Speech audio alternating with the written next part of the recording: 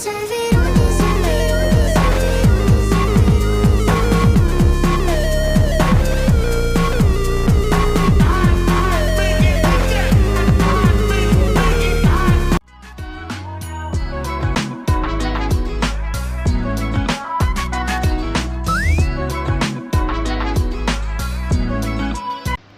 Hello दोस्तों, welcome back to my channel. कैसे हैं आप सब? मैं ठीक हूँ।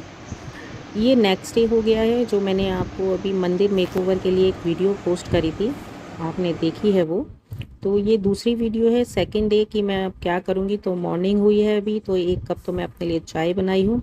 और ये मैं जैसे दिल्ली में गिलास मिलते हैं ना चाय पीने के लिए, वो वाली गिलास का सेट लेके आई थी, तो उसमें डाली है। और इसमें मुझे बड़ा मज़ा ही आता है, ऐसा लगता है जैसे वही चाय मैं पी रही हूँ।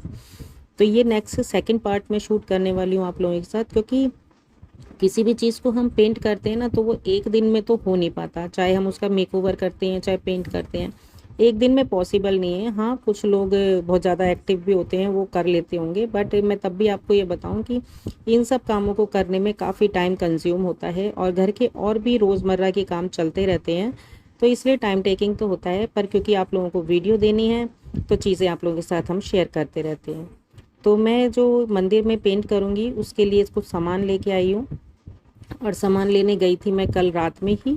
जब आपके साथ वीडियो में शूट कर रही थी उस समय मैं ये सामान ले आई थी, बट क्योंकि तुरंत ही रात में तो एकदम शुरू नहीं कर पाई, मैं बहुत ही ज़्यादा थक गई थी। मंदिर को वॉल में से उतारते हुए ना, वो दोनों कील इतनी मुश्किल से निकली थी, क्योंकि एक सीधी और एक टेढ़ी लगा रखी थी।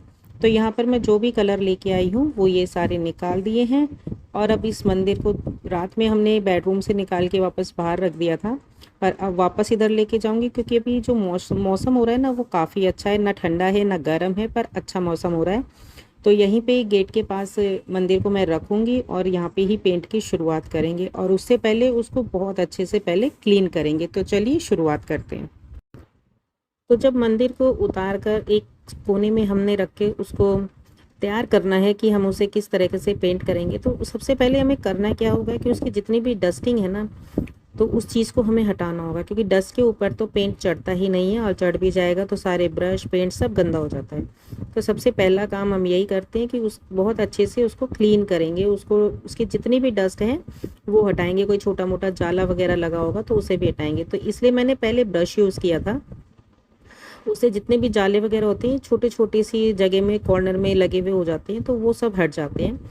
उसके कपड़े से पहले उसे साफ़ करूँगी, और फिर थोड़ा सा ये ऊपर वाले ही पोर्शन में यहाँ पे, क्योंकि ये काफ़ी ऊंचा था तो मेरा हाथ रेगुलर तो जाता नहीं था ना यहाँ पे, कभी कभी क्लीन हो पाता था, और जल्दी जल्दी डस्ट भी चढ़ जाती थी, क्योंकि वहाँ पे खिड़की भी है, दरवाजे भी है, खुले रहते हैं। तो जब हवा चाहिए अच्छी, तो फिर डस्ट का तो सामना करना ही पड़ता है।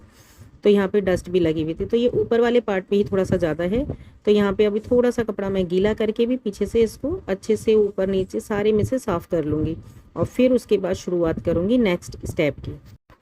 देखिए, मैं यहाँ पे आप लोगों से यही कहना चाहूँगी कि जब आप किसी भी पार्ट की ऐसे सफाई कर रहे हैं जो आपको मतलब रेगुलर ऐसा काम नहीं करना है, आई मीन आप समझ गए होंगे कि मैं क्या कहना चाह रही हूँ। मैं ये कह रही हूँ कि कोई भी चीज़ ऐसी है जिसको हम मेकओवर के रूप में चेंज करते हैं, या उसकी ऐसी वाली क्लीनिंग करते हैं जो हमें रोज़मर्रा नहीं करनी है, तो उसके लिए थोड़ा सा पेशेंस रखें और धीरे धीरे ही उस काम को करें।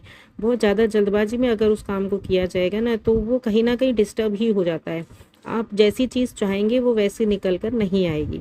तो यहाँ पर मैं इसको कर रही हूँ, तो मैंने आपको बताया ना कि एक कल का दिन था, एक आज का दिन है, और हो सकता है 1 या 2 दिन अभी मुझे इसमें और लग जाएं, क्योंकि पेंट को सूखने में भी टाइम लगता है, और फिर उसके बाद इसको वापस सेट मुझे करना होगा। और आप देखते हैं कि जब हम घर में भी किसी पेंटर को बुलाते हैं, उनसे हम पेंट करवाते हैं, तो वो एक दिन में कोई काम पूरा नहीं हो जाता है।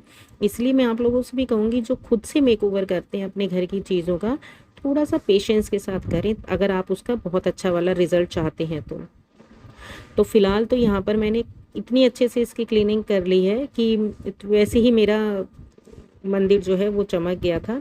पर क्योंकि मैं इसका कलर चेंज कर रही हूँ, और मैं 2 साल से ये सोच रही थी कि इसका कलर चेंज कर लूँ। I'm gonna be better, better than you thought. I promise I won't jealous, you don't deserve it all. I'm gonna be better, better than you thought. I promise I won't jealous, you don't deserve it. तो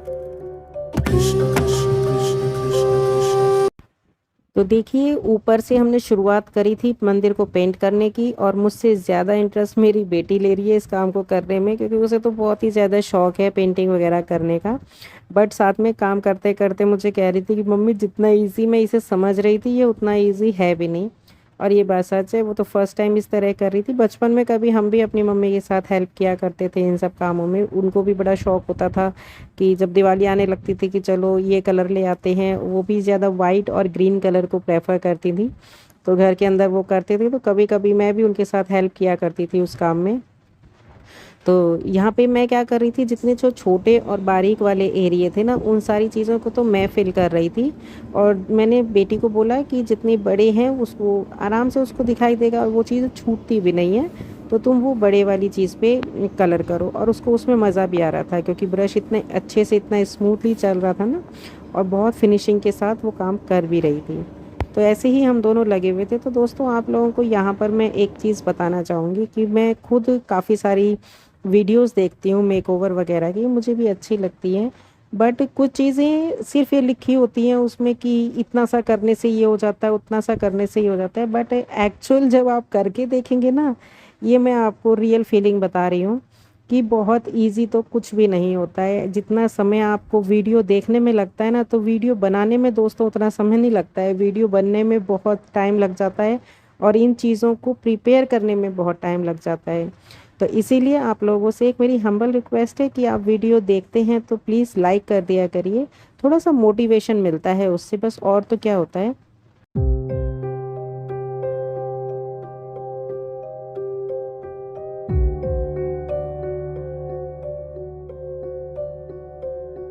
Krishna Krishna Krishna Krishna Krishna Krishna Krishna Krishna Krishna Krishna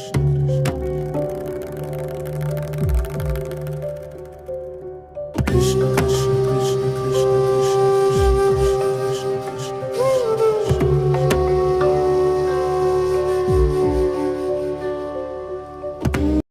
पूरे मंदिर पे हमने single quote पहले कर दिया था, और अब जो ये आप शाइनिंग और फिनिशिंग देख रहे हैं ये सेकंड कोट चल रहा है। आपको अंदर देख के पता भी चल जाएगा।